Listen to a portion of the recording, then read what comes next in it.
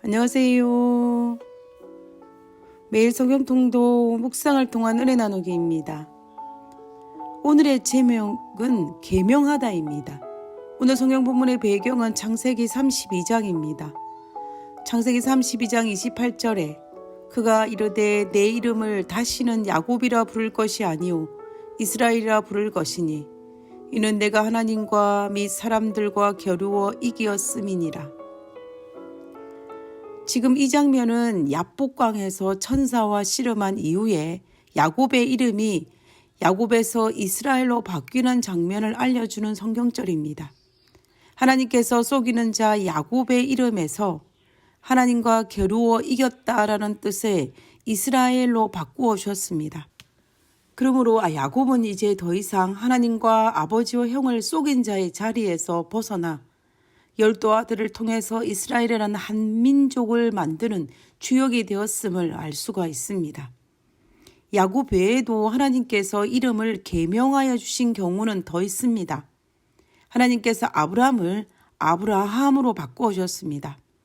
높임을 받는 아버지라는 뜻의 아브라함을 열국의 압이라는 뜻을 가진 아브라함으로 계명하여 주셨다라는 사실이 창세기 17장 4절과 5절에 등장합니다. 그리고 창세기 17장 15절에는 사례를 사라로 바꾸어 주었습니다.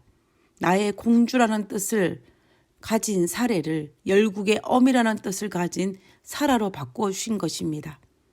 그리고 네 번째는 마태복음 16장 17절에 시몬이라는 이름에서 아랍어로 게바, 헬라어로는 베드로라는 이름으로 바꾸어 주셨습니다. 하나님께서 들으셨다라는 의미의 시몬을 반석의 의미를 가진 베드로로 바꾸어 주신 것입니다.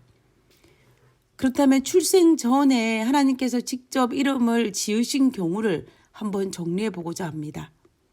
창세기 1장 26절에 보면 하나님께서 하나님의 형상을 따라 우리의 모양대로 우리가 사람을 만들고라고 하셨는데 여기에 사용된 사람이 바로 아담입니다. 결국 아담은 하나님께서 직접 지어주신 이름입니다. 그 두 번째는 이스라엘입니다. 아브라함의 첩 하갈이 임신했을 때에 그녀의 여주인이 사라를 멸시하게 되고 사라가 학대하자 도망치게 됩니다.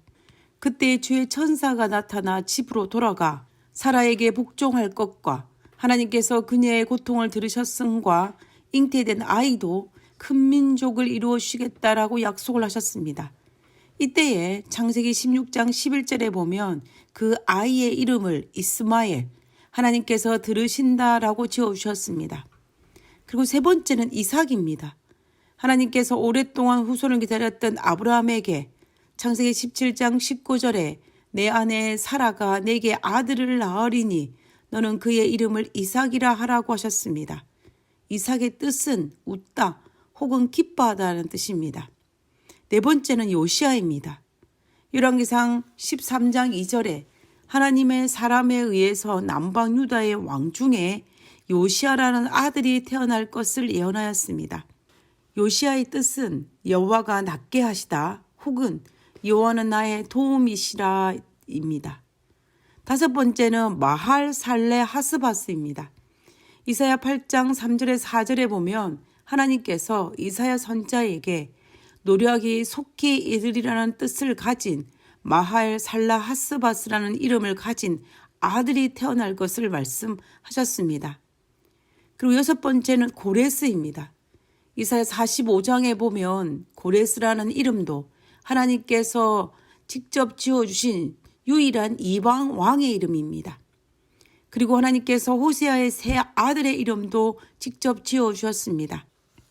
하나님이 씨를 뿌리신다라는 뜻을 가진 이스라엘과 긍휼함을 받지 못한 자라는 뜻을 가진 로루하마와 내 백성이 아님이라는 뜻을 가진 로암미를 지어주셨습니다.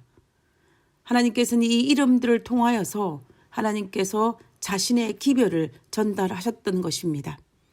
열 번째는 침례 요한입니다. 요한은 은혜로우시다는 뜻을 가진 요한도 누가복음 1장 13절에 제사장 사가랴에게 내 아내 엘리사벳이 내게 아들을 낳아주리니 그 이름을 요한이라 하라고 하셨습니다. 11번째는 예수님입니다. 자기 백성을 구원할 자라는 뜻을 가진 예수님의 이름도 요셉에게 마태복음 1장 2절에 아들을 낳으리니 그 이름을 예수라 하라고 하셨습니다. 그리고 하나님께서 출생 전에 이름을 직접 지으시고 계명도 하여 주신 특별한 한 명의 케이스가 있습니다.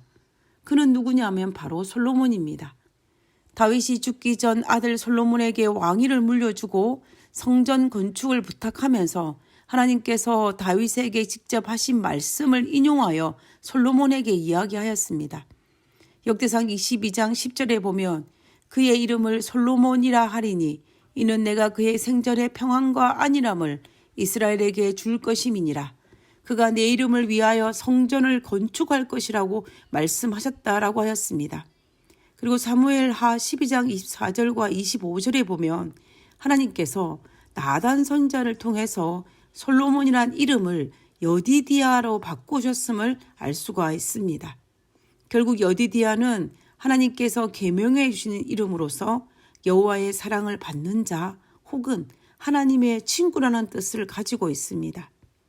이처럼 성경에는 보면 하나님께서 직접 이름을 주시고 또 이름을 계명하여 주신 케이스들이 있습니다.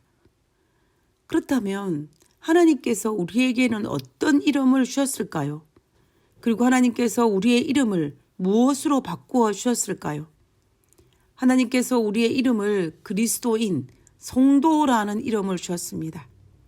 그리고 우리를 나의 자녀들이라 부르셨고 우리를 형제라고 부르셨습니다. 하나님께서 이름을 주시고 이름을 계명하실 때에는 하나님의 소망과 바람과 기대를 담고 있었습니다. 마찬가지로 하나님께서는 우리에게도 세상에 살다가 사라질 사람으로 우리를 기대하시는 것이 아니라 거룩한 하나님의 백성이 되기를 소망을 담아서 우리의 이름을 바꾸어 주셨다라는 것입니다. 우리는 이름이 계명된 사람답게 살아야 할 것입니다. 하늘에 계신 저희들의 아버지, 저를 향한 당신의 소망과 바람을 알게 하심을 인하여 감사를 드립니다.